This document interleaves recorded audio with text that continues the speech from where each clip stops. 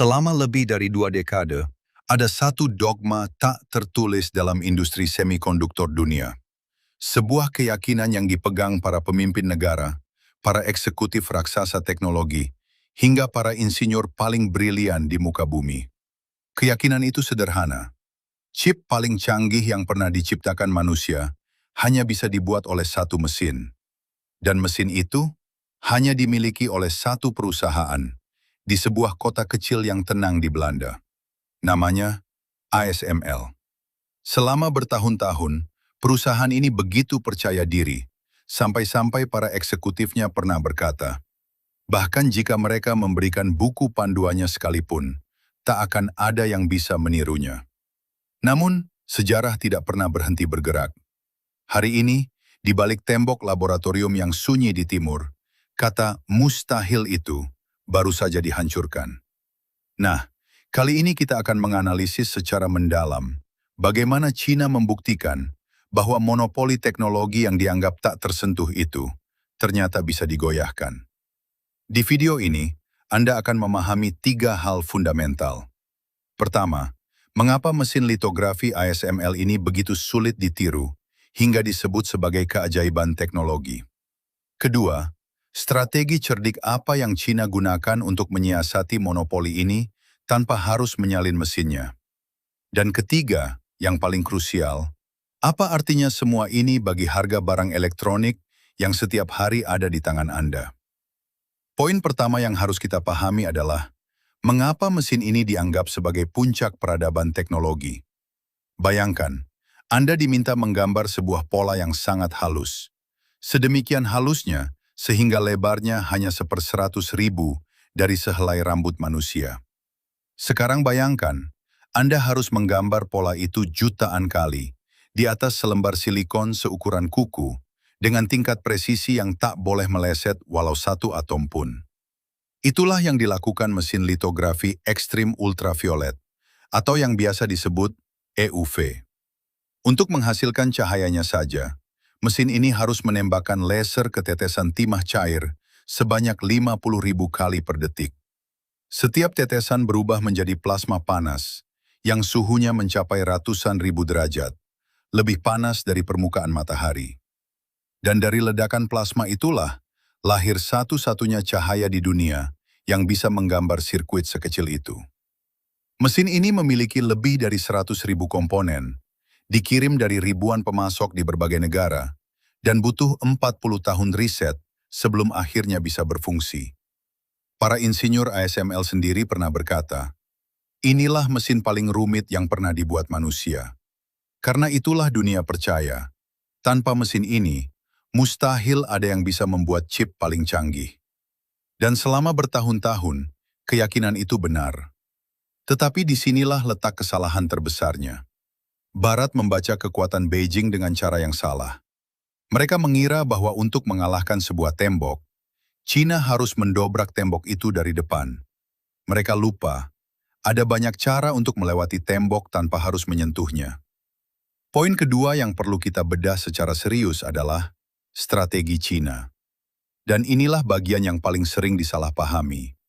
China tidak berusaha menyalin mesin EUV, karena mereka tahu menyalin mesin seperti ini bukan pekerjaan bertahun-tahun, melainkan pekerjaan satu generasi. Maka, Beijing mengambil jalan yang sama sekali berbeda. Alih-alih mengejar mesin tercanggih, mereka membangun cara untuk membuat chip canggih dari mesin yang lebih sederhana. Mesin ultraviolet dalam, yang teknologinya sudah mereka kuasai. Caranya adalah dengan membagi pola chip menjadi beberapa lapisan, lalu mencetaknya berulang kali dengan presisi yang luar biasa. Hasilnya, mesin yang dianggap ketinggalan zaman itu bisa menghasilkan chip yang mendekati kinerja chip tercanggih. Ini bukan kemajuan yang sederhana, ini adalah kecerdikan tingkat tinggi, mengalahkan keterbatasan teknologi dengan kejeniusan rekayasa. Selain itu, China juga mengganti strategi dari satu chip raksasa menjadi banyak chip kecil yang disusun rapat. Teknologi ini disebut chiplet, di mana beberapa chip kecil dirangkai menjadi satu prosesor yang sangat kuat. Dengan cara ini, meskipun satu chip kecil tidak bisa dibuat tercanggih, Gabungan dari banyak chip kecil itu bisa menyaingi bahkan melampaui satu chip raksasa. Membaca manuver Beijing tidak bisa dilakukan hanya dengan menghitung jumlah mesin yang mereka beli atau pabrik yang mereka bangun. Ada sebuah grand strategi yang sedang dimainkan dengan sangat rapi. Mereka tidak bertempur di medan yang barat pilih. Mereka memindahkan pertempuran ke medan yang mereka kuasai.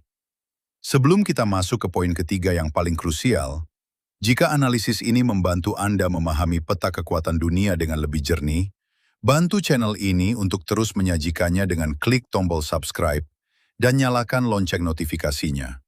Dengan begitu, Anda tidak akan pernah tertinggal satupun analisis mendalam yang kami sajikan setiap pekan. Poin ketiga, dan ini adalah yang paling krusial, apa artinya semua ini bagi Anda? Disinilah banyak orang berhenti terlalu cepat. Mereka mengira perang chip hanyalah urusan para insinyur di ruang bersih dan para diplomat di meja perundingan. Padahal kenyataannya jauh lebih dekat dari itu. Setiap chip yang ada di dalam ponsel Anda, di dalam laptop Anda, di dalam mobil yang Anda kendarai, semuanya lahir dari mesin-mesin seperti milik ASML ini. Dan ketika satu perusahaan memegang kunci seluruh rantai produksi, maka harga dari setiap barang itu ditentukan oleh satu keputusan tunggal di satu ruang rapat di Belanda. Ketika biaya produksi chip naik, yang menanggungnya bukan perusahaan raksasa, melainkan Anda. Harga ponsel naik, harga laptop naik, harga mobil listrik ikut melonjak. Setiap kali harga satu chip bergerak, dompet Anda di Jakarta, di Surabaya, di Makassar, ikut merasakan getarannya. Karena itulah, ketika China berhasil menciptakan jalur produksi sendiri, yang terjadi bukan sekedar kemenangan teknologi Beijing. Yang terjadi adalah lahirnya pesaing baru yang akan menekan harga di seluruh dunia. Monopoli berakhir, persaingan dimulai. Dan dalam persaingan, yang selalu diuntungkan adalah pembeli. Inilah sisi yang jarang diceritakan Barat. Mereka sibuk membahas ancaman militer, tapi menutup mata pada kenyataan bahwa runtuhnya monopoli ini justru bisa membuat barang-barang di sekitar kita menjadi lebih terjangkau. Sebagai kesimpulan, kita telah melihat bagaimana sebuah kata mustahil yang diucapkan dengan penuh keyakinan akhirnya hanyalah batas imajinasi, bukan batas kemampuan. ASML membangun mesin paling rumit di dunia, dan selama 2 dekade, dunia percaya tak ada yang bisa menandinginya. Namun China membuktikan ajaran Sun Tzu yang abadi.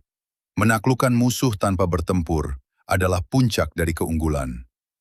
Mereka tidak mendobrak tembok itu, mereka berjalan memutarinya.